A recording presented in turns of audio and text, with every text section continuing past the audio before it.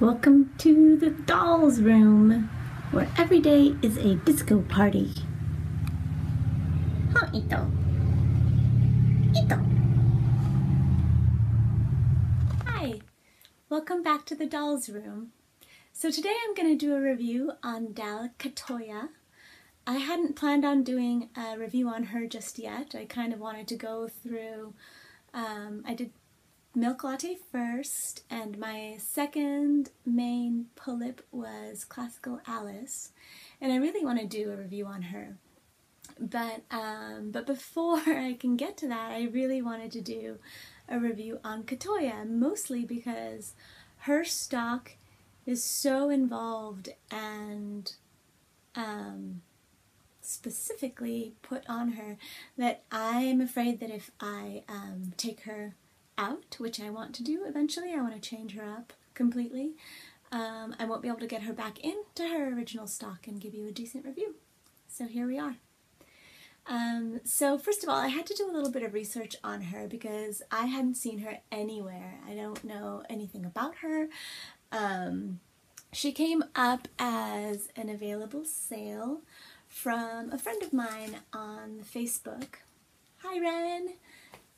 Ren is a sweetheart, and from the moment I ordered Katoya till the moment that she arrived, it felt like the next day. And not knowing anything about her, the reason I snapped her up the second that she became available was because she has a little bit of darker skin, which is so special. As you know, very few of these dolls come out in a darker skin tone, which is a little bit aggravating. So I did a little bit of research on her. I believe she came out in 2010, and it said on the Dolly Insider is where I got my Google information for this girl. She came out as part of the Time Trip Ninja collection, consisting of Taeyang Arashi and Pullip Akoya. And so having the trio, the Taeyang, the Pullip, and the Dal, it kind of makes me think of Crouching Tiger, Hidden Dragon, where there are levels of apprenticeship and levels of mastery. This little girl is fierce, though. So let's start. First of all, she came with an incredible amount of stock. Taking her out of her box was so much fun. There is a little bow and arrow, which are semi-functional. I think if you had a little bit more... Oh, I did it! Usually the arrow just goes... But anyway, I've tried to shoot it at my husband a couple times, and he's a sweetheart. He's a really good sport. He just kind of stands there and raises an eyebrow at me. Okay, so bow and arrow. I'll retrieve the arrow later. She has this lovely little scarf. Oh, and I did some research on that. Let's see. What do my notes say? Okay. A hachimaki. Hachimaki. So this little decorative bandana is apparently traditionally worn in Japan as a symbol of perseverance, effort, and courage. So it's no surprise that we've seen that in many images of martial arts. Okay, continuing from there, she has this absolutely beautiful scarf. And it seems like you can tie it on her in any which way, or wrap it around her in any which way. It helps give her just an amazing pop of detail. The bright, bright red. You can't see totally clearly, but she has red eyes. And as fierce as that would seem that it would be, I think because of her tones, she looks very down to earth. She looks earthy, and the red eyes just almost look like a caramel brown. Then the next thing you will notice are these arm bandages, which she has on both arms, starting from just a little bit above her elbow to her wrist, and she has them again at her shins tucked into her boots. And I believe from practicing martial arts, people will bandage their joints and limbs for contact, for the first strike, to help preserve their bones, which seems like a good idea. After that, she has this little necklace. So let's see if I can bring that a little closer to you. The necklace looks very tribal. Yeah. Maybe a tooth of something, a horn of something. It's very subtle on her costume. You have to know it's there or look for it to see it. She has this wide band belt, which would serve to keep her kimono in place. For any of you that are familiar with kimonos and the names of the different parts, please correct me or comment if you know the name of this. So it's basically a little belt, and it has this beautiful, it's like a lavender tassel. Comes around, simple Velcro, and again is just adds a nice little detail to her costume. The next thing you'll notice is this little belt with these metallic accents around half of one side, and then tucked into the belt is this little dagger. So again, another prop. The belt can also be removed, and then we get a view of her. It's not exactly a kimono.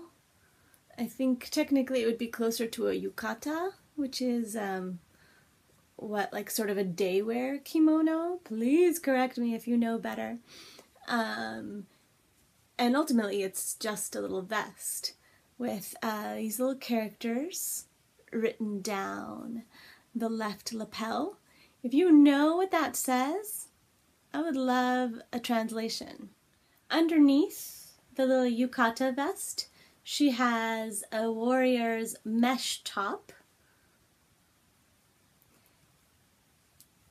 Her pants have a really nice little contrasting waistline.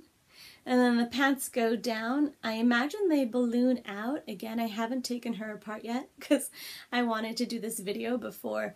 This is the part that I just assume I'm never going to be able to get back in there once I take her out. So her pants are tucked into her shin guards.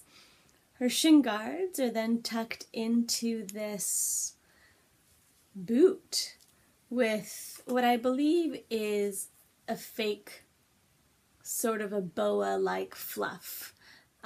And then, like several of the Japanese dolls, she has her little tabi socks. And tabi socks, you might know, are split between one little part for the big toe to go through and the other part for the other toes to go through, so that you can slip your foot into a sandal like a flip-flop. These sandals are called geta. I mean, these aren't quite. These are a plastic bottom with a sort of a gold band.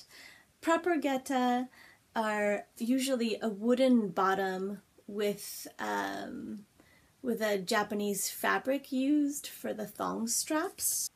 And they resemble something between a clog and a flip-flop. If you've ever seen people walking in them, it's kind of funny. They're really quite loud, as you imagine would be, haha. And finally, concentrating on just the beauty of this doll. When I saw pictures of her, I assumed that the minute she got here, I would open the box, take her out of her costume, change the wig, change the eye chips, change everything about her. but I've actually had her for several weeks now, and I'm not ready to change her at all. I never thought that I would like this wig. It is different. And somehow it suits her so well, this this bleached blonde top in contrast with the black. I think frames her face really well. It's light, it's airy, she could definitely, you know, charge into battle without any waves or curls to get in her way. Her face up is really beautiful. I mean, her skin is just sort of this mocha brown.